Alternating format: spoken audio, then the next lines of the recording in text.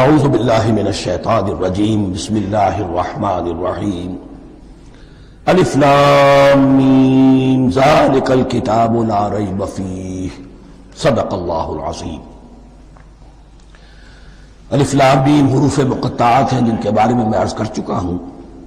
ذالک الکتاب لا ریب فیہ، یہ وہ کتاب ہے اس میں کوئی شک نہیں۔ الکتاب اس لیے کہا گیا ہے کہ قرآن مجید کی پیشین گوئیاں اور خوشخبریاں سابقہ کتابوں میں موجود تھیں، اور چونکہ اس سورہ مبارکہ میں اصل خطاب کا رخ جو ہے وہ ہے سابقہ امت مسلمہ کی طرف، تو ذالک کتاب نہیں کہا گیا، ذالک کتاب لا ریب فیہ نہیں، ذالک الکتاب یہ وہ کتاب ہے، کتاب موعود ہے جس کی پیشین گوئیاں تورات اور انجیل میں موجود تھیں۔ لا ریب فیہ اس میں کوئی شک نہیں، حرف اورا ریب نئے، تبدیل نئے، یہی الفاظ آئے ہیں سورہ سجدہ کے شروع میں بھی، الف لام میم تنزیل الکتاب لا ریب فیہ رب العالمین، لا ریب فیہ من رب العالمین، فیہ ھدی للمتقین۔ فیہ دونوں طرف مل سکتا ہے، لا ریب فیہ اسے معانقہ کہتے ہیں، لا ریب فیہ پڑھیں گے تو ہدن سے شروع کر دیں گے، لا ریب پر ختم کر دیں گے تو فیہ ہدن للمتقین، یہ دونوں معنی درست ہوں گے۔ آپ کو مل جائے گا جو قرآن شریف لے کر بیٹھے ہوئے ہیں کہ حاشیے میں معانقہ نمبر 1 لکھا ہوا ہے، معانقہ عند المتاخرین۔ ہدن للمتقین یہ ہدایت ہے، رہنمائی ہے اہل تقویٰ میں جو بچنا چاہیں۔ تقویٰ کا اصل مفہوم سمجھ، بقا یقین کسی کو بچانا، تقویٰ خود بچنا۔ جن لوگوں کے اندر فطرت سلیمہ ہوتی ہے ان میں اخلاقی حس موجود ہوتی ہے، وہ بری چیز سے بچنا چاہتے ہیں، بھلی کو حاصل کرنا چاہتے ہیں۔ وہ لوگ ہیں کہ جو گویا کہ اس قرآن کا اصل مخاطب ہے، وہی اس سے استفادہ کر سکیں گے۔ الذین یؤمنون بالغیب، اب ان کے کچھ اوصاف، یہ اصل میں بہت زیادہ واضح ہوتا ہے تعویل خاص کے اعتبار سے کہ دیکھ لو درخت کو اپنے پھل سے پہچانتے ہیں، اس قرآن کے پھل موجود ہیں نا، یہ ابو بکر اور عمر اور عثمان اور علی کون ہیں؟ یہ جو مہاجرین آئے ہیں چل کر، مدینے والوں دیکھو یہ کون ہیں، ان کی شخصیتیں کیا ہیں، ان کا کردار کیا ہے، ان کے اوصاف کیا ہے، یہ کس درخت کے پھل ہیں، یہ اس بینہ کے پھل ہیں، یہ اس ذکرہ کے پھل ہیں۔ بینہ رسول من اللہ یتلو صحفا مطہرۃ فیہا کتب قیمہ، یہ اس شجرہ مبارکہ کے پھل ہیں۔ دیکھ لو ان کے کیا شب و روز ہے، الذین یؤمنون بالغیب، جو غیب پر ایمان رکھتے ہیں۔ تعویل عام کے اعتبار سے اس کا بہت اہم مفہوم ہوگا، جو یہ طے کر لے کہ سوائے مادے کی دنیا کے مجھے اس سے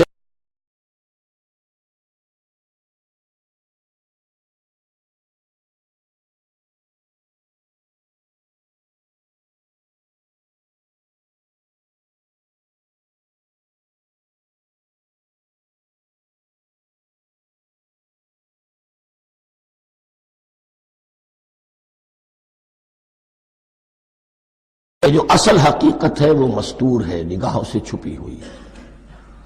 سامنے جو کچھ نظر آ رہا ہے، ایک انگلستان کے بہت بڑے فلسفی کی کتاب کا عنوان ہے appearance and reality, reality and appearance, Bradley کی کتاب۔ اپیئرنس جو کچھ نظر آ رہا ہے یہ حقیقت نہیں، حقیقت اس کے پیچھے ہے۔ اور کنفیوشس کا ایک جملہ ہے جو بہت بڑا حکیم اور فلسفی تھا، چین کا بہت بڑا حکیم اور فلسفی، اور ہو سکتا ہے کہ نبی ہو، واللہ عالم، ہم کہہ نہیں سکتے۔ اس کی تعلیم بڑی اخلاقی تعلیم ہے، اور اس کا جملہ سنیے، یہ یؤمنون بالغیب کی اس سے زیادہ صحیح تشریح ممکن نہیں۔ There are certain things, there's nothing more real than what cannot be seen. And there's nothing more certain than what cannot be heard. وہ حقائق جو آنکھوں سے نہیں دیکھے جا سکتے اور کانوں سے نہیں سنے جا سکتے، ان سے زیادہ یقینی اور واقعی حقائق اور کوئی نہیں۔ There is nothing more real than what cannot be seen, and there is nothing more certain than what cannot be heard. الذین یؤمنون بالغیب ویقیمون الصلاۃ، نماز قائم کرتے ہیں، ومما رزقناہم ينفقون، اور جو کچھ ہم نے انہیں دیا ہے اس میں سے خرچ کرتے ہیں، خیر میں، بھلائی میں، نیکی میں، ابناء نو کی حاجات کو رفع کرنے میں، لوگوں کی تکلیفیں دور کرنے میں، خود اللہ کے لیے، اللہ کی رضا جوئی کے لیے، اللہ کو قرض حسنہ دیتے ہوئے۔ والذین یؤمنون بما انزل الیک وما انزل من قبلک، اور وہ کہ جو ایمان رکھتے ہیں اس پر بھی جو آپ پر نازل کیا گیا ہے محمد صلی اللہ علیہ وسلم، اور اس پر بھی کہ جو آپ سے پہلے نازل کیا گیا۔ یہ بہت اہم الفاظ ہیں، اس لیے کہ عام طور پر آج کل ہمارے ہاں یہ خیال پھیلا ہوا ہے کہ یہ تورات اور انجیل کے پڑھنے کا کوئی فائدہ نہیں، کوئی ضرورت نہیں، کوئی ضرورت نہیں کی حد تک تو شاید بات صحیح ہو، لیکن کوئی فائدہ نہیں، یہ بالکل غلط ہے۔ یہ ابتدا ہے قرآن کی، اور کس قدر اہتمام کے ساتھ کہا جا رہا ہے، ایمان صرف قرآن پر نہیں، اس پر بھی کہ جو اس سے پہلے نازل کیا گیا۔ اور سورہ نساء کی آیت، اور سورہ نساء نازل ہوئی کہیں جا کر سن 6 ہجری میں، یا ایھا الذین آمنوا آمنوا باللہ ورسولہ والکتاب الذی نزل علی رسولہ والکتاب الذی انزل من قبل۔ تو اس سے ایمان جو ہے تورات پر اور انجیل پر اور زبور پر اور صحف ابراہیم پر، اجمالی ایمان کی جو اہمیت ہے اس کو اچھی طرح سمجھ لیجیے۔ البتہ یہ ہے کہ چونکہ ہم سمجھتے ہیں اور جانتے ہیں کہ ان کتابوں میں تحریف ہو گئی ہے، لہذا ان کتابوں کی کوئی شے قرآن پر حجت نہیں ہوگی، جو چیز قرآن سے ٹکرائے گی ہم اس کو رد کر دیں گے، ان کتابوں کی کسی شے کو دلیل کے طور پر نہیں لائیں گے۔ لیکن جہاں قرآن مجید کی کسی بات کی نفی نہ ہو رہی ہو تو بہت سے حقائق ہمیں ان کتابوں ہی سے ملتے ہیں۔ انبیاء کے مابین جو زمانی ترتیب ہے، کرونالوجیکل آرڈر جو ہے، وہ تو ہمیں تورات سے ملتا ہے، قرآن میں تو نہیں۔ قرآن میں کبھی حضرت نوح کا ذکر بعد میں ہے، حضرت موسیٰ کا پہلے، وہاں تو کسی اور پہلو سے ترتیب آتی ہے، لیکن وہاں ہمیں تاریخ ملتی ہے ابراہیم کی، اسحاق کی، یعقوب کی، انبیاء بنی اسرائیل کی، موسیٰ کی، عیسیٰ کی، یہ ساری چیزیں۔ تو اس کی اہمیت جو ہے اس کو سمجھ لیجئے۔ والذین یؤمنون بما انزل الیک وما انزل من قبلک وبالآخرۃ ھم یوقنون، آخرت پر وہ یقین رکھتے ہیں۔ نوٹ کرنے والی بات کیا ہے کہ باقی سب چیزوں کے لیے لفظ ایمان آیا، آخرت کے لیے ایقان کیوں؟ واقعہ یہ ہے کہ انسان کے عمل کے اعتبار سے سب سے زیادہ مؤثر شے ایمان بالآخرہ ہے۔ ایمان بالآخرہ ہے تو عمل سیدھا رہے گا کہ ہاں مجھے جواب دہی کرنی ہے، جانا ہے، اٹھنا ہے، اللہ کے حضور حاضری ہے۔ اگر یہ یقین ہے تو عمل صحیح ہوگا۔ اس میں کمی ہو گئی تو توحید جو ہے وہ بھی بس ایک عقیدہ، ایک ڈوگما بن کے رہ جائے گی۔ ایمان بالرسالت بھی بدعات کو جنم دے گا، عید میلاد نبی منا لیجئے، اور کچھ عشقیہ اشعار کہہ دیجئے، نعتیہ اشعار کہہ دیجئے، اللہ اللہ خیر صلی اللہ، یہ ایمان بالرسالت کے مظہر ہوں گے۔ عمل انسان کا درست ہوتا ہے آخرت کے یقین کے ساتھ۔ وبالآخرۃ ھم یوقنون، آخرت پر انہی کا یقین ہے، انہی کا یقین ہے۔ یہ حصر بھی ہے اس اعتبار سے کہ یہودی میں مدعی تھے کہ ہم آخرت پر یقین رکھتے ہیں، یہاں کنٹراسٹ دکھایا جا رہا ہے، آخرت پر یقین رکھنے والے یہ لوگ ہیں، اور تعویل خاص کے اعتبار سے وہ لوگ موجود ہیں تمہاری نگاہوں کے سامنے۔ 13 برس کی محنت کی کمائی محمد الرسول اللہ صلی اللہ علیہ وسلم کی، اس کتاب کی، یتلو علیہم آیاتہ ویزکیہم ویعلمہم الکتاب والحکمہ، اس کا جو نتیجہ ہے وہ تمہارے سامنے۔ اولئک علی ھدی من ربہم، یہ وہ لوگ ہیں جو اپنے رب کی طرف سے ہدایت پر ہیں۔ وہ ابتدائی ہدایت بھی ان کے پاس تھی، اور یہ تکمیلی ہدایت بھی، قرآن پر بھی ان کا یقین پورا ہے، اور محمد کا اتباع بھی وہ کر رہے ہیں۔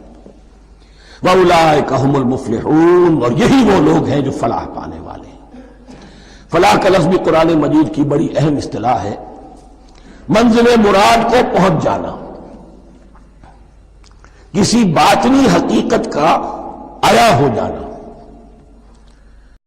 انشاءاللہ ہوگی سورہ مومنون کے شروع میں، لیکن یہ کہ فلاح پانے والے، کامیاب ہونے والے اصل میں یہی لوگ ہیں۔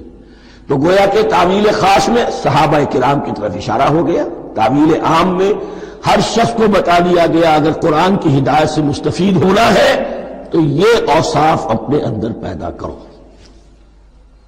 اب دوسرا گروہ، ان الذین کفروا سواء علیہم انذرتہم ام لم تنذرہم لا یؤمنون، یقیناً جن لوگوں نے کفر کیا، اور یہاں مراد کیا ہے؟ جو کفر پر اڑ گئے ہیں۔ اس کو ہم تعویل عام میں نہیں لے سکتے، اس لیے کہ اگر تو ہم اس کو عام میں لے لیں گے تو اس کے معنی تو یہ ہوں گے جس شخص نے کسی وقت کفر کیا اب وہ ہدایت پر آ ہی نہیں سکتا۔ نہیں، یہ بات نہیں ہے۔ کوئی کفر میں ہے، وہ غالطے کی بنا پر ہے، عدم توجہی کی بنا پر ہے، حق اس پر واضح نہیں ہوا ہے اس لیے ہے، تو آپ اسے سمجھائیں گے، انذار و تبشیر سے اسے فائدہ ہو جائے گا، واعظ و نصیحت سے اسے فائدہ ہو جائے گا۔ ایک وہ ہے کہ جو حق کو سمجھ کر، پہچان کر اور پھر اڑ گئے، ضد کی وجہ سے، ہٹ دھرمی کی وجہ سے، تعصب کی وجہ سے، تکبر کی وجہ سے، حسد کی وجہ سے۔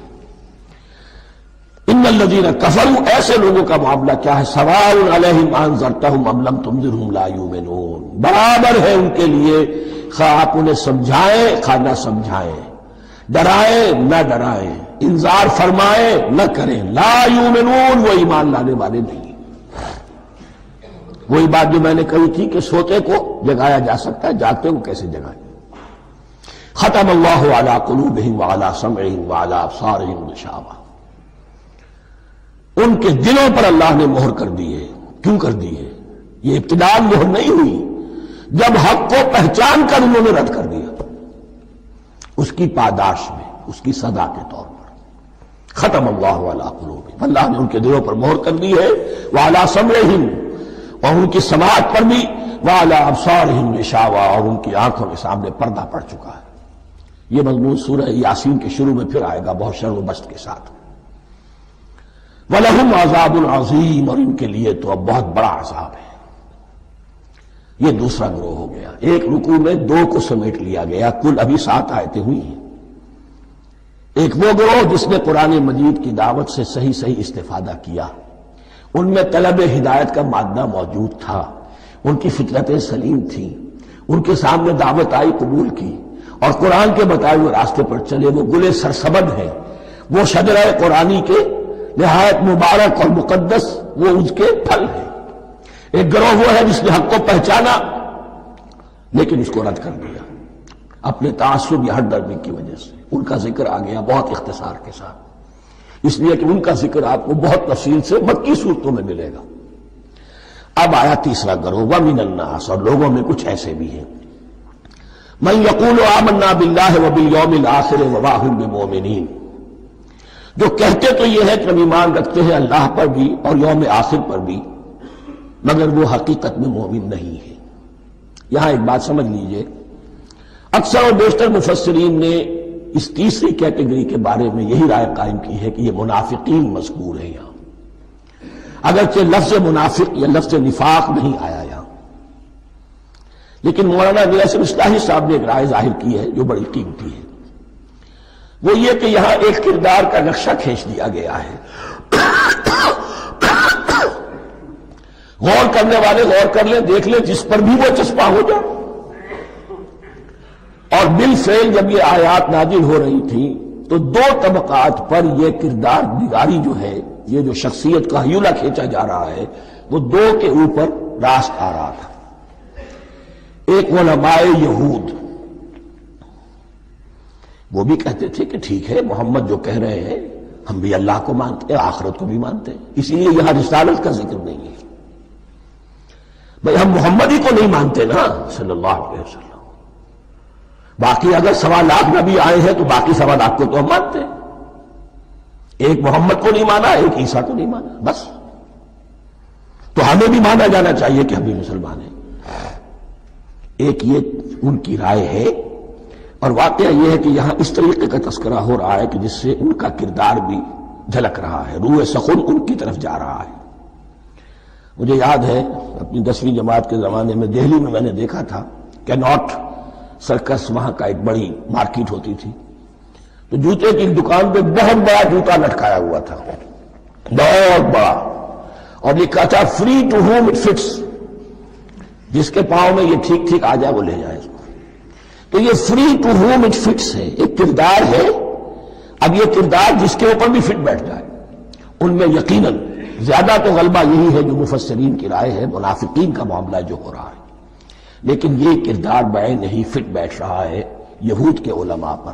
اور یہ بھی نوٹ کر لیجئے کہ جو مدینہ منورہ میں نفاق کا جو پودا پروان چڑھا ہے، بلکہ پودا نہیں کہنا چاہیے، جھاڑ جھکاڑ جو پروان چڑھا ہے، وہ یہودیوں کے زیر اثر، جیسے جنگل کے اندر بڑے بڑے درخت بھی ہوتے ہیں اور اندر جو ہے نیچے جھاڑیاں بھی ہوتی ہیں، تو یہ نفاق کا جھاڑ جھکاڑ جو ہے وہ یہودی علماء کا جو پودا تھا اور بہت بڑا تھا، اس میں کوئی شک نہیں، اس کے سائے میں پروان چڑھا ہے۔ ان دونوں میں معنوی ربط بھی ہے۔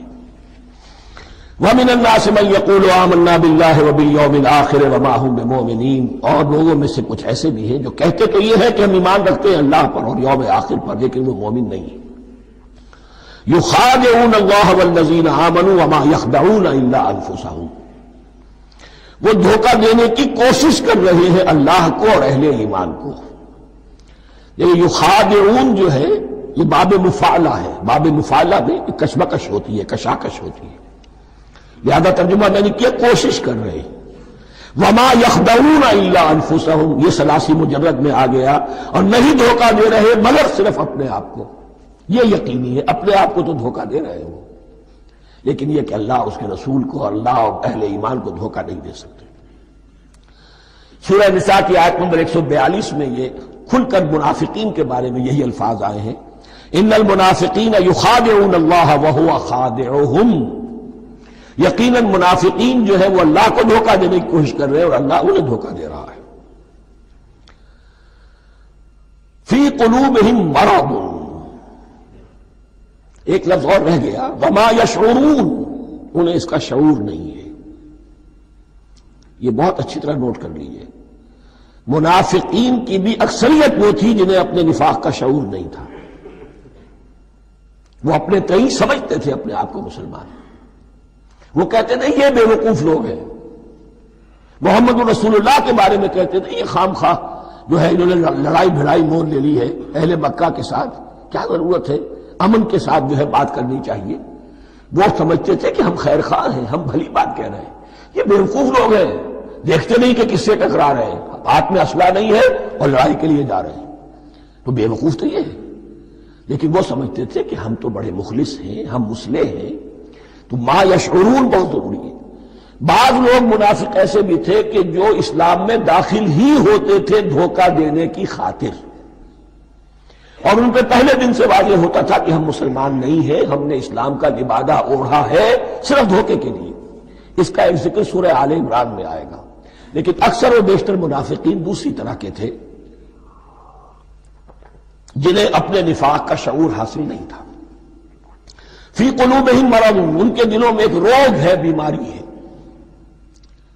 یہ روگ اور بیماری کیا ہے؟ ایک لفظ میں اس کو تعبیر کیا جائے، کردار کی کمزوری، ویکنس آف کیریکٹر۔ ایک شخص وہ ہوتا ہے کہ جو سمجھتا ہے یہ حق ہے، حق سے بعد آباد، اب جو ہو سو ہو۔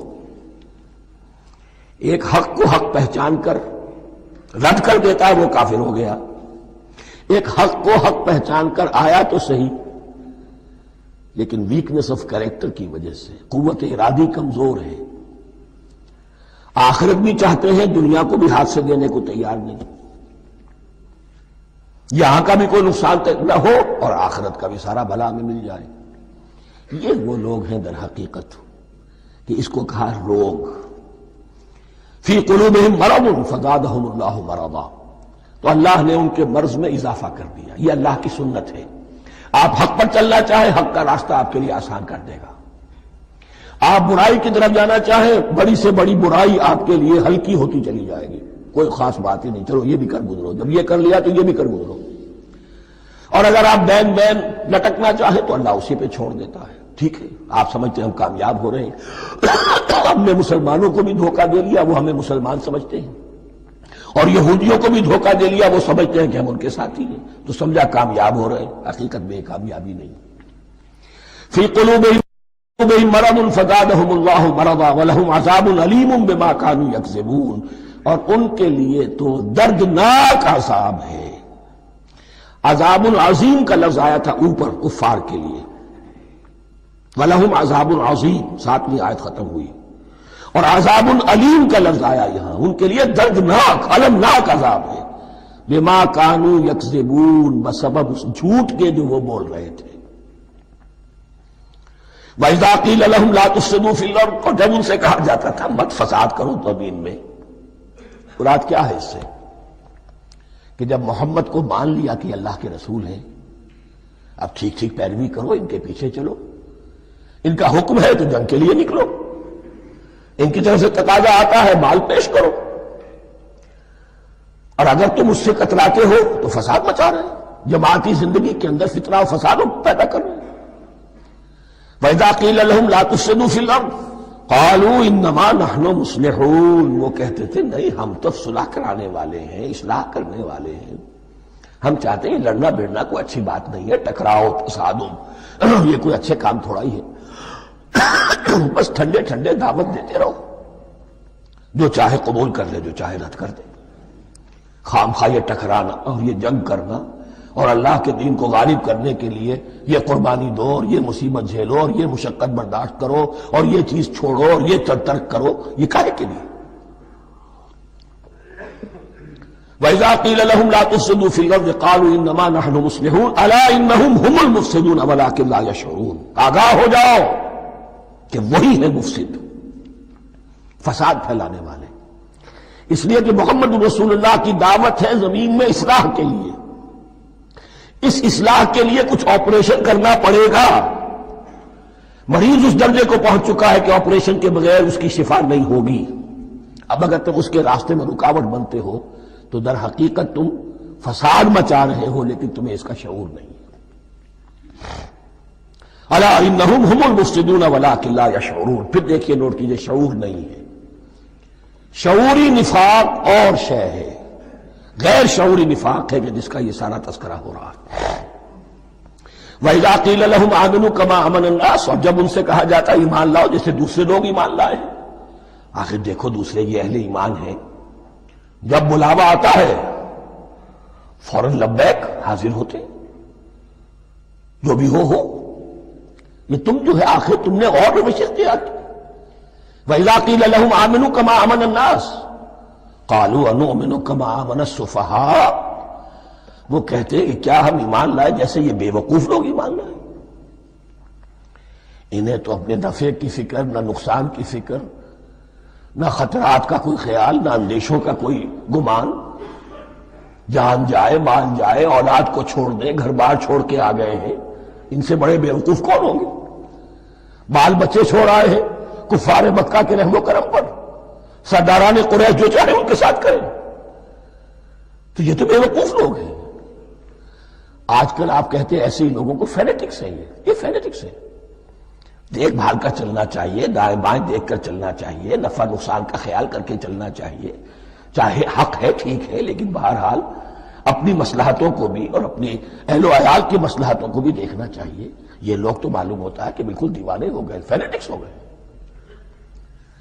وَإِذَا قِيلَ لَهُمْ آمِنُوا كَمَا آمَنَ النَّاسُ قَالُوا أَنُؤْمِنُ كَمَا آمَنَ السُّفَهَاءُ أَلَا إِنَّهُمْ هُمُ السُّفَهَاءُ وَلَٰكِن لَا يَعْلَمُونَ، آگاہ ہو جاؤ کہ وہی بے وقوف ہے لیکن انہیں علم نہیں ہے۔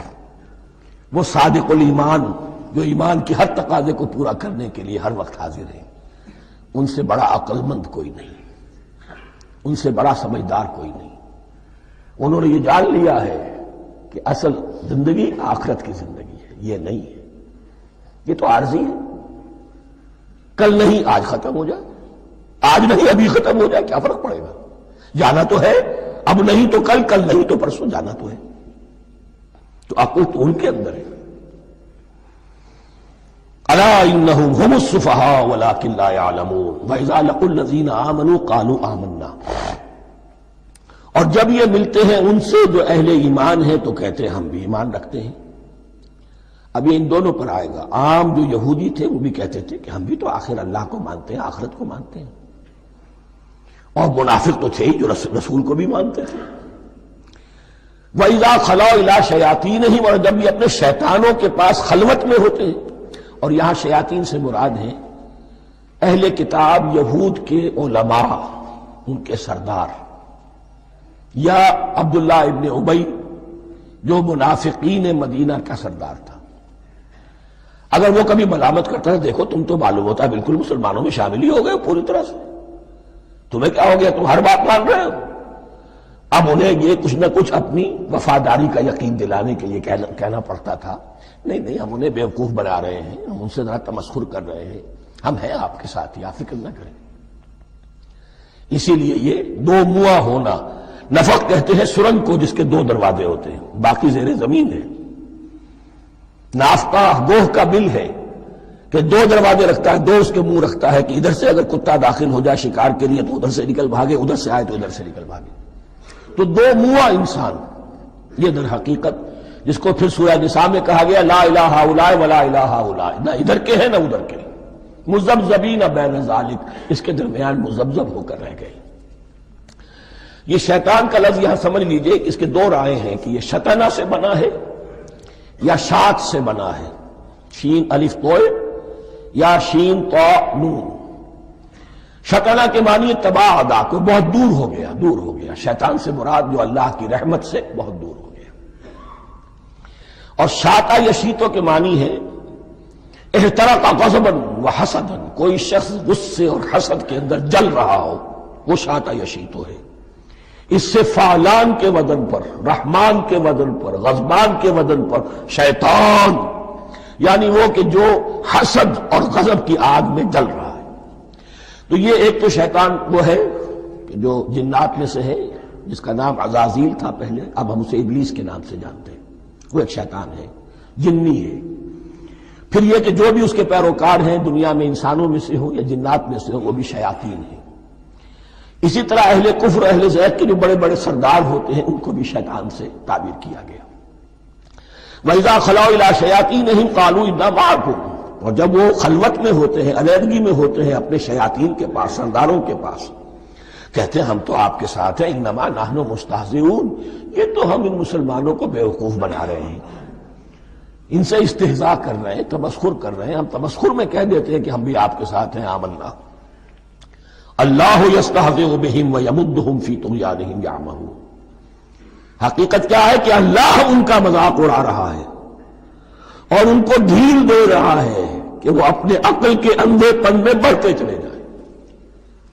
اللہ تعالیٰ جیسا میں نے عرض کیا رسی دراز کرتا ہے، کچھ تو غلط راستے پر جائے گا، جاؤ بھائی، فوراً تو نہیں پکڑتا، اگر فوراً پکڑ لے تو سیدھا ہو جائے گا، چلتے جاؤ، جہاں جانا چاہتے ہو جاؤ۔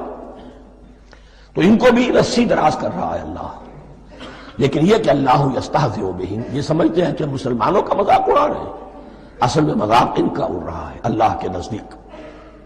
وَيَمُدُّهُمْ فِي طُغْيَانِهِمْ يَعْمَهُونَ، اب یہاں ذرا نوٹ کر لیجئے، یہ دو لفظ آئیں گے، عین میم اور ہا، امر ہے کے ساتھ، ایک ہے عین میم اور یا، امر، تو عین اور میم تو مشترک ہے یا آخر میں فرق ہوگا۔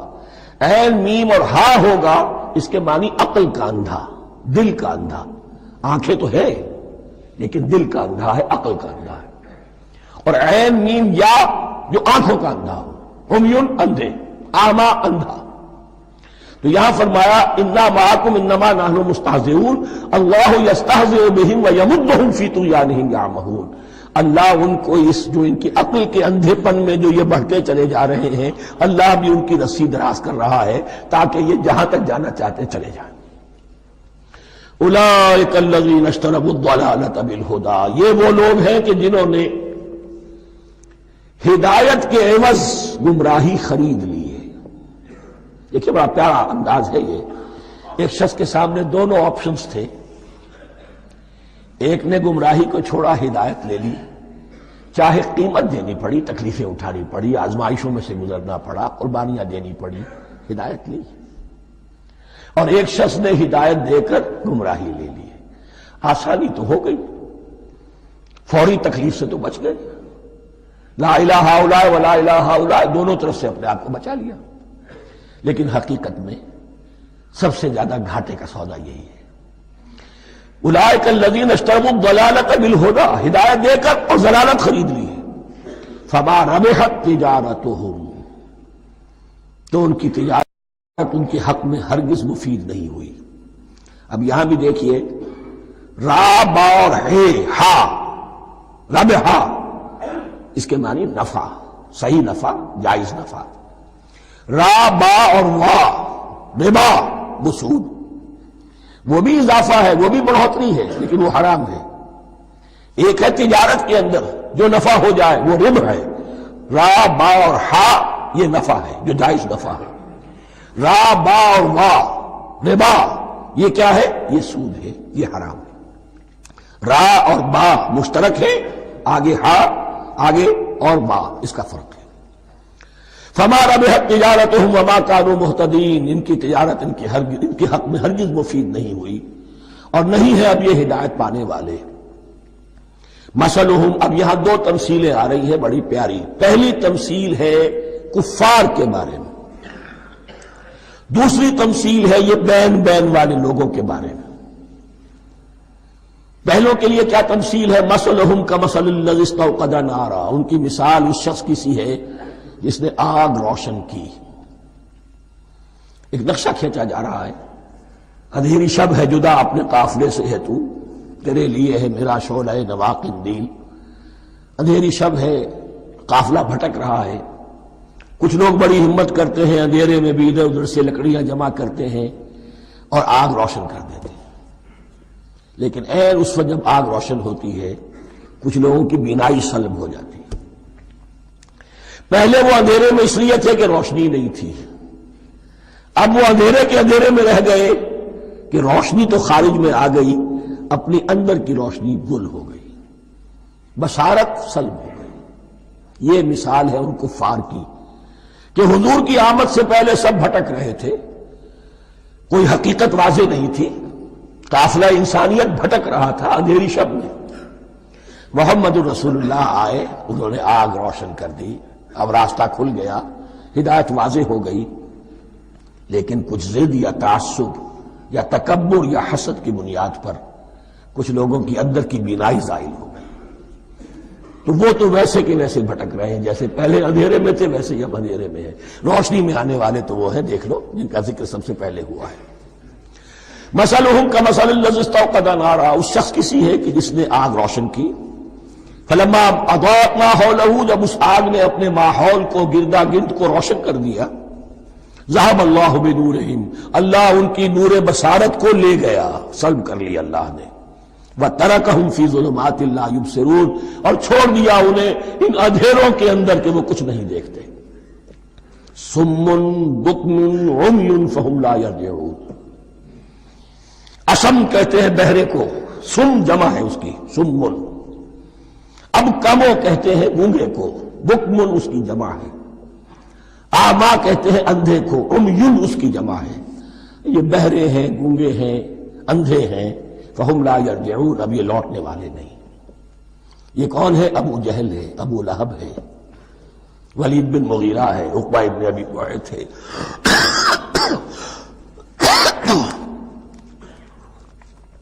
یہ سب کے سب ابھی زندہ ہے جب یہ آیات نازل ہو رہی ہیں. ابھی تو غزوہ بدر ہوگا سن 2 ہجری میں، اور اس میں یہ سب جو ہے واصل جہنم ہوں گے. ابھی تک تو ہے نا. یہ لوگ ہو گئے اس کی مثال. مثلہم کمثل الذی استوقد نارا فلما اضاءت ما حولہ ذہب اللہ بنورہم وترکہم فی ظلمات لا یبصرون صم بکم عمی فہم لا یرجعون. اب دوسری مثال، او کصیب من السماء، یا بڑی زور کی بارش برس رہی ہے آسمان سے. فیہ ظلمات، اس میں اندھیرے بھی ہیں، ورعد، اور گرج ہے، وبرق، اور بجلی چمک رہی ہے. یجعلون اصابعہم فی اذانہم من الصواعق حذر الموت، کچھ لوگ ہیں کہ جو اپنی انگلیاں اپنے کانوں کے اندر ٹھوسے ہوئے ہیں کہ وہ جو کڑک ہے اس سے ان کی جانیں نہ نکل جائیں، موت نہ آ جائے۔ کڑکا ایسا ہے کہ اس کڑکے سے بچنے کے لیے اپنی انگلیاں اپنی کانوں میں ٹھوس رکھی ہیں، حذر الموت، موت کے خوف سے۔ واللہ محیط بالکافرین، اللہ ایسے کافروں کا احاطہ کیے ہوئے، بچ کر کہاں جائیں گے۔ یکاد البرق یخطف ابصارہم، قریب ہے کہ بجلی ان کی نگاہوں کو لے جائے، ان کی بینائی کو سلب کر لے۔ کلما اضاء لہم، لیکن ہوتا کیا ہے، جب ذرا روشنی ہوئی تو چل لیے۔ مشوا فیہ، بجلی چمکی، کچھ نظر آ گیا دائیں بائیں تو کچھ تھوڑا سا چل لیے۔ وَإِذَا أَظْلَمَ عَلَيْهِمْ، اور جب تاریکی ان پر طاری ہو گئی، قاموا، کھڑے کے کھڑے رہ گئے۔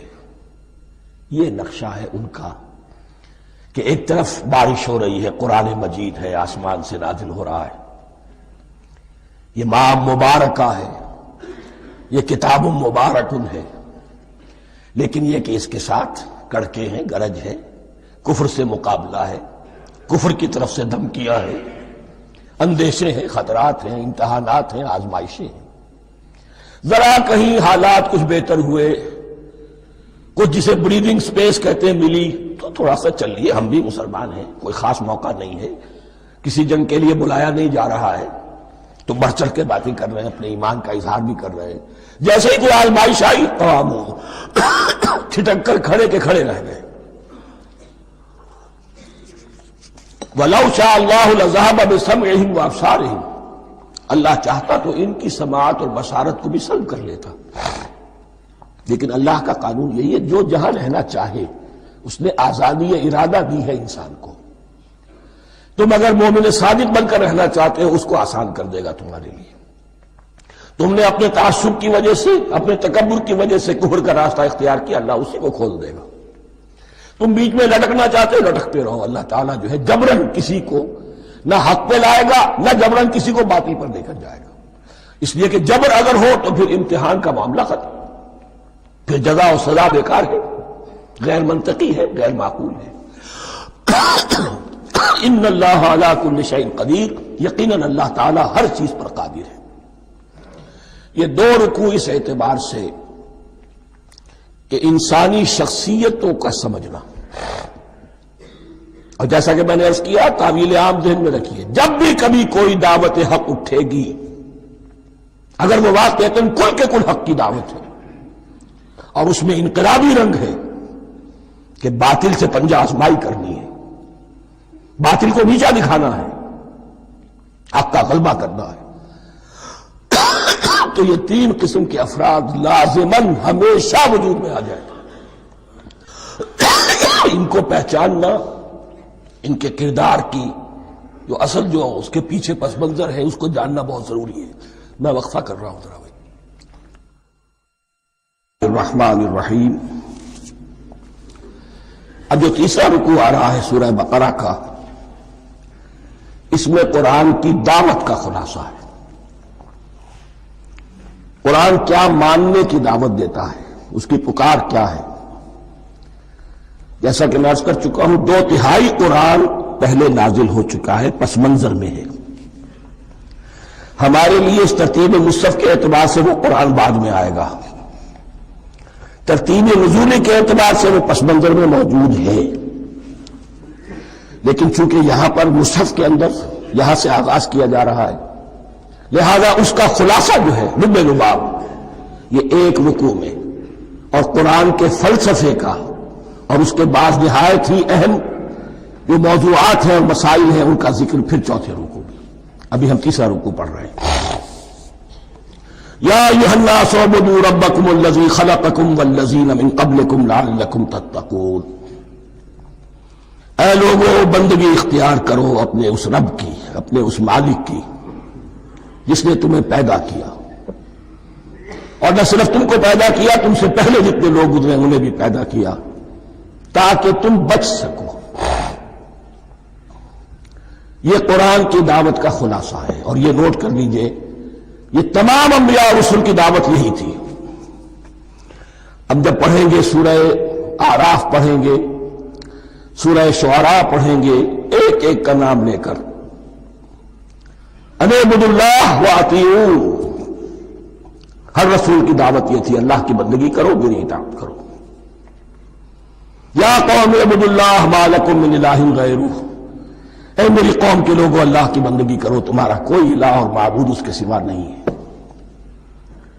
پھر حضور قرآن یہی عبادت رب انسان کی تخلیق کی غایت ہے، وما خلقت الجن والانس الا لیعبدون، ہم نے جنوں اور انسانوں کو پیدا ہی صرف اس لیے کیا ہے کہ ہماری بندگی کریں۔ لیکن یہاں ایک فرق بہت بڑا ہے، تمام رسولوں کی دعوت یہی ہے، محمد الرسول اللہ کی بھی یہی ہے، لیکن بڑا فرق کیا ہے؟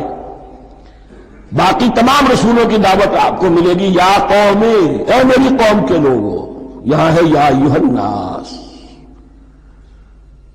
اے بنی آدم، اے بنی نوع انسان۔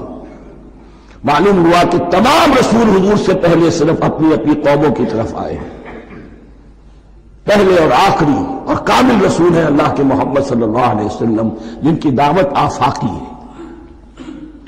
یا ایھا الناس، یا قوم نہیں، یا ایھا الناس اعبدوا ربکم الذی خلقکم والذین من قبلکم۔ اس میں دلیل بھی آ گئی کہ عام طور پر لوگ جو ہے غلط راستے پر اس دلیل سے جمے رہتے ہیں کہ ہمارے آباء و اجداد کا راستہ یہی تھا۔ تو بھائی جیسے تم مخلوق ہو ایسے وہ بھی تو مخلوق تھے، جیسے تم خطا کر سکتے ہو وہ بھی تو خطا کر سکتے تھے۔ لہذا یہ نہ دیکھو کہ آباء و اجداد کا راستہ کیا تھا، دیکھو یہ کہ حق کیا ہے، لعلکم تتقون، تاکہ تم بچ جاؤ، دنیا میں افراط و تفریط کے دھکوں سے بچ جاؤ گے، آخرت میں اللہ کے عذاب سے بچ جاؤ گے۔ ان دونوں سے اگر بچنا ہے تو اللہ کی بندگی کی روش اختیار کرو۔ اچھا، کس رب کی؟ الذی جعل لکم الارض فراشا والسماء بناء، جس نے تمہارے لیے زمین کو فرش بنا دیا اور آسمان کو چھت بنا دیا۔ وانزل من السماء ماء، اور آسمان سے پانی برسایا۔ فاخرج به من الثمرات رزقا لکم، اور پھر اس پانی کے ذریعے سے زمین سے میووں کی شکل میں، پیداوار کی شکل میں تمہارے لیے رزق اگایا۔ فلا تجعلوا للہ اندادا وانتم تعلمون، تو ہرگز نہ اللہ کا مد مقابل کسی کو ٹھہراؤ جانتے بوجھتے۔ وانتم تعلمون کا ایک مطلب یہ بھی ہے کہ تم بھی مانتے ہو کہ اس کائنات کا خالق اللہ کے سوا کوئی نہیں۔ اہل عرب بھی مانتے تھے، جو ان کے دیوی دیوتا تھے وہ سمجھتے تھے کہ یہ اللہ کے اوتار ہیں یا اللہ کے ہاں بہت یہ پسندیدہ ہیں، اللہ کے محبوب ہیں، اس کے اولیاء ہیں، اس کی بیٹیاں ہیں، لہذا یہ شفاعت کریں گے تو ہمارا بیڑا پار ہو جائے گا، ورنہ خالق وہ مانتے تھے اللہ ایک ہی ہے۔ جب تم یہ مانتے ہو کائنات کا خالق ایک، مدبر ایک، تو اب کسی کو اس کا مد مقابل نہ بناؤ۔ انداز ند کی جمع ہے، لا ضد لہ ولا ند لہ، اللہ کا کوئی مد مقابل نہیں۔ اس میں یہاں تک بات ہے کہ حضور اس درجے، اس توحید کی باریکیوں تک پہنچا کر گئے ہیں اس امت کو کہ کسی صحابی نے ایسے ہی کہہ دیا ما شاء اللہ و ما شئت، کہ اللہ چاہے جو آپ چاہیں۔ حضور نے فوراً ٹوک دیا اجعلتنی للہ ندا، کیا تو نے مجھے اللہ کا مد مقابل بنا دیا ہے؟ اس کائنات میں مشیت صرف ایک کی چلتی ہے، کسی اور کی مشیت اس کی مشیت کے تابع پوری ہو جائے ہو جائے، لیکن مشیت مطلقہ صرف اس کی ہے۔ یہاں تک کہ حضور سے فرمایا گیا کہ اے نبی آپ کے لیے یہ ممکن نہیں ہے جسے چاہے ہدایت دے دے، انک لا تہدی من احببت ولکن اللہ یہدی من یشاء۔ اگر یہ اختیار میں ہوتا تو ابو طالب دنیا سے بغیر ایمان لائے نہ جاتے۔ فلا تجعلوا للہ اندادا وانتم تعلمون۔ اب ان دو آیتوں میں تو یوں سمجھیے توحید نظری بھی اور توحید عملی بھی۔ توحید عملی کیا ہے؟ بندگی صرف اسی کی ہو۔ اب آیا ہے رسالت کا معاملہ، وَإِن كُنتُمْ فِي رَيْبٍ مِّمَّا نَزَّلْنَا عَلَىٰ عَبْدِنَا، اگر تمہیں رسالت محمدی پر شک ہے صلی اللہ علیہ وسلم، اس کے کیا معنی ہے؟ کہ تمہیں اس قرآن کے بارے میں شک ہے جو ہم نے اپنے بندے پر نازل کیا ہے۔ اگر ہے شک فی الواقع، وَإِن كُنتُمْ فِي رَيْبٍ، اگر تمہیں واقعاً شک ہے مما نزلنا علی عبدنا، اس پر جو ہم نے اپنے بندے پر نازل فرمایا ہے، فاتوا بسورۃ من مثلہ، تو لے آؤ اس جیسی ایک ہی صورت۔ یہ ہم کل پوری تفصیل سے دیکھ چکے ہیں کہ برسبیل تنزل یہاں پہنچے ہیں. پہلے 2 آیتیں میں نے آپ کو سنائی تھی، اس میں پورے قرآن کی مثال لانے کا چیلنج کیا گیا. پھر ایک آیت سنائی جس میں 10 صورتیں ہی لے آؤ. اب آخری درجے میں ایک صورت ہی بنا لا، اور ایک صورت تو سورۃ العصر کے مساوی بھی ہو سکتی تھی، سورۃ الکوثر کے مساوی بھی ہو سکتی تھی. وَادْعُوا شُهَدَاءَكُم مِّن دُونِ اللَّهِ إِن كُنتُمْ صَادِقِينَ، اور بلا لو اپنے سارے مددگاروں کو اللہ کے سوا، جن ہو انس ہو. اس لیے کہ قریش کا خیال یہ تھا کہ جو شعراء ہوتے ہیں ان کے پاس جن ہوتے ہیں، وہ جن انہیں سکھاتے ہیں، ورنہ عام آدمی تو یہ شعر نہیں کہہ سکتا. جو تمہارا اگر کوئی نعمان ہے، کوئی جنات سکھانے والے ہیں، کوئی انسان ہے، خطیب ہے، شعراء ہے، ادیب، سب کو جمع کر. ان کنتم صادقین. اب یہ ہے بہت ہی، جس کو میں نے کل کہا تھا، آپ کو یاد ہوگا، قرآن کا انداز کیا ہوتا ہے کہ وہ اپنے اندر جھانکنے کی دعوت دیتا ہے. یہ گویا کہ آنکھوں میں آنکھیں ڈال کر یہ کہا جا رہا ہے کہ حقیقت میں تمہیں کوئی شک نہیں ہے، یہ تم بات بنا رہے ہو صرف. اگر واقعتاً شک ہے تو آؤ میدان. حقیقت یہ کہ تمہیں شک نہیں ہے.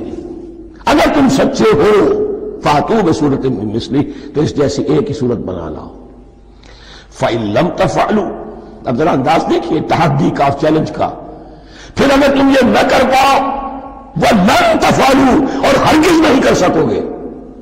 یہ چیلنج کون دے سکتا ہے؟ اللہ کے سوا کوئی نہیں دے سکتا. یہ انداز کسی کتاب کا نہیں ہے. ذَلِكَ الْكِتَابُ لَا رَيْبَ فِيهِ، یہ کسی کا نہیں ہے. فَإِن لَمْ تَفْعَلُوا وَلَن تَفْعَلُوا، پھر اگر تم نہ کر پاؤ اور تم ہرگز نہیں کر پاؤ گے، فَاتَّقُوا النَّارَ الَّتِي وَقُودُهَا النَّاسُ وَالْحِجَارَةُ، تو ڈرو اس آگ سے جس کا ایندھن بنے گے انسان اور پتھر.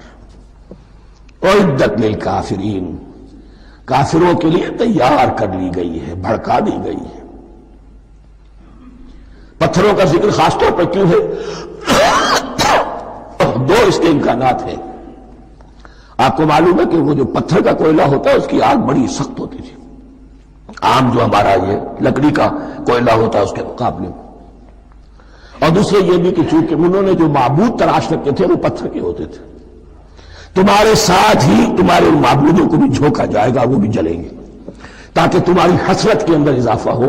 ان سے ہم دعائیں مانگا کرتے تھے، ان کے سامنے ماتھے ٹیکتے تھے، ان کے سامنے ڈنڈوت کرتے تھے، ان کو چڑھاتے تھے. اب یہاں گویا کہ ایمان باللہ، توحید، ایمان بالرسالت اور ایمان بالآخرت. فاتقوا النار التي وقودها الناس والحجارة اعدت للكافرين وبشر الذين آمنوا وعملوا الصالحات، اور بشارت دے دیجئے اے نبی ان لوگوں کو کہ جو ایمان لائے اور جنہوں نے نیک عمل کیے، ان لهم جنات تجری من تحتها الانہار، کہ ان کے لیے وہ باغات ہیں کہ جن کے دامن میں ندیاں بہتی ہوں گی.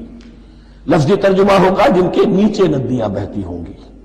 مراد اس سے کیا ہے؟ عام فطری باغ وہ ہوتے تھے کہ جس میں ذرا اونچائی پر جو ہے درخت لگے ہوئے ہیں اور دامن میں ندی بہ رہی ہے، تو اس سے خود بخود جو ہے ایریگیشن، نیچرل ایریگیشن ہو رہی ہے، درختوں کے جڑوں تک پانی پہنچ رہا ہے.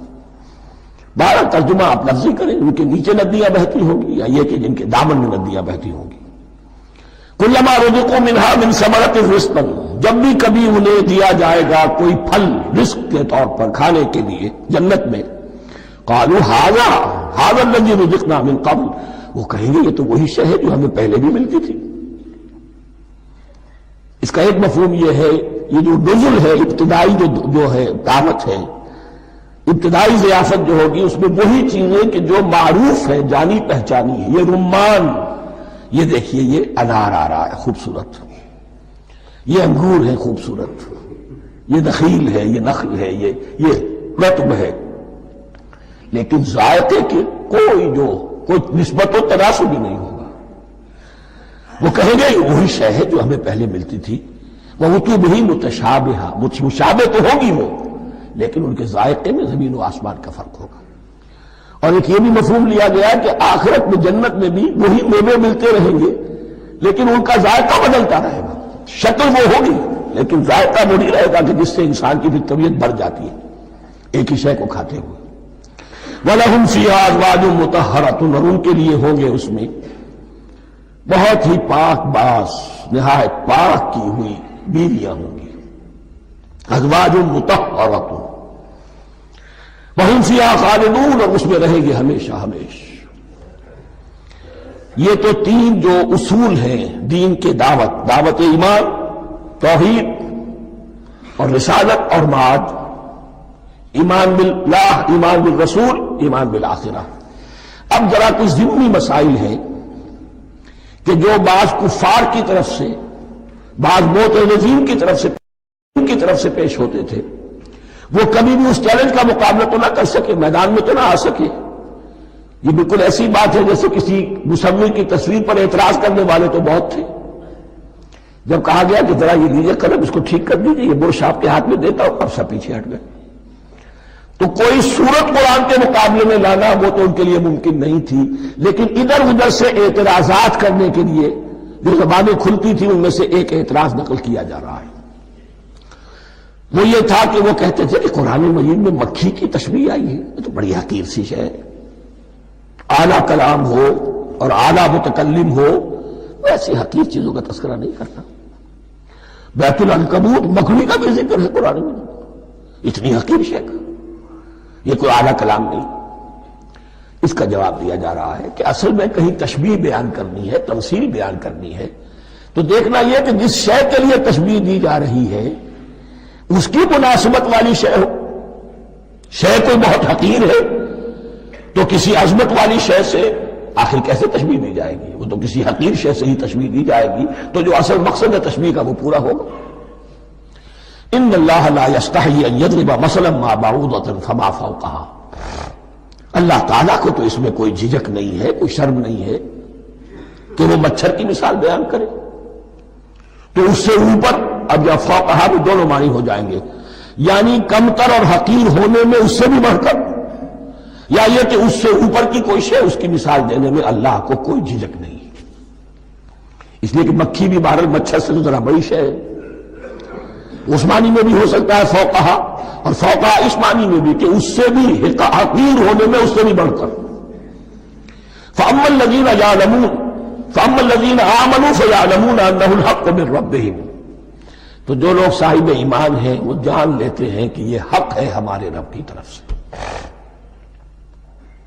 وَأَمَّا الَّذِينَ كَفَرُوا، اور جنہوں نے کفر کیا ہے، فَيَقُولُونَ مَاذَا أَرَادَ اللَّهُ بِهَذَا مَثَلًا، یہ کیا مثال اللہ نے دی، کیا ارادہ ہوا اللہ کا اس مثال کے ذریعے سے. ناک منہ چڑھا رہے ہیں، اعتراض کر رہے ہیں.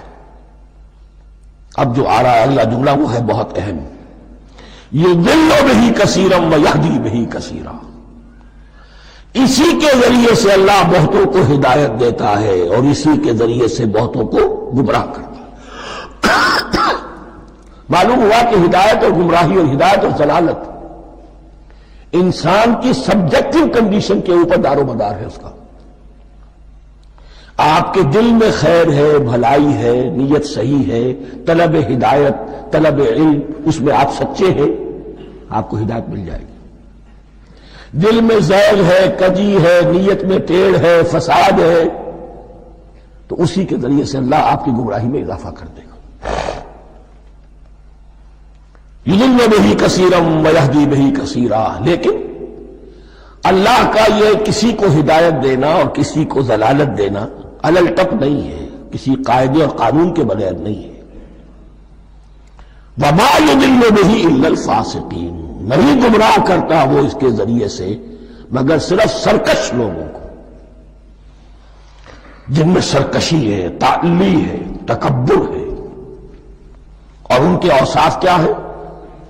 الذین ینقضون عہد اللہ من بعد میثاقہ، جو توڑ دیتے ہیں اللہ کے ساتھ کیے ہوئے عہد کو. اور سب سے بڑا عہد یہ سورہ اعراف میں چل کر آئے گا، عہد الست. عالم ارواح میں ہم عہد الست کر کے آئے. الست بربکم قالوا بلی، کیا میں ہی نہیں ہوں تمہارا رب؟ تمام ارواح میں، میں بھی تھا، آپ بھی تھے، سب تھے، کل انسان، جتنے انسان دنیا میں آج تک آ چکے ہیں وہ بھی تھے، اور جو آنے ہیں ابھی قیامت تک وہ بھی تھے، لیکن تھے صرف ارواح کی شکل میں، جسم نہیں تھے. اور یہ میں آپ کو بتا چکا ہوں، مکمل وجود ہے انسان کا روحانی وجود. اولاً تخلیق اس کی ہوئی تھی، اسی سے آگے چل کر ایک بہت فلسفے کا بہت گہرا مضمون آ رہا ہے آگے چل کر. وہ جو عہد الست بربکم قالوا بلی، انہوں نے اس عہد کو توڑا، اللہ کو اپنا مالک اور خالق اور اپنا حاکم جاننے کی بجائے خود حاکم بن کر بیٹھ گئے. الیس لی ملک مصر، کیا مصر کی بادشاہی میری نہیں ہے؟ I am the sovereign, we are sovereign, popular sovereignty. بغاوت، سرکشی، فاسق. وما يضل به الا الفاسقين الذين ينقضون الميثاق ويقطعون ما امر الله به ان يوصل، اور کاٹتے ہیں وہ چیز جسے اللہ نے جوڑنے کا حکم دیا ہے. اللہ نے صلہ رحمی کا حکم دیا ہے، یہ قطع رحمی کرتے ہیں.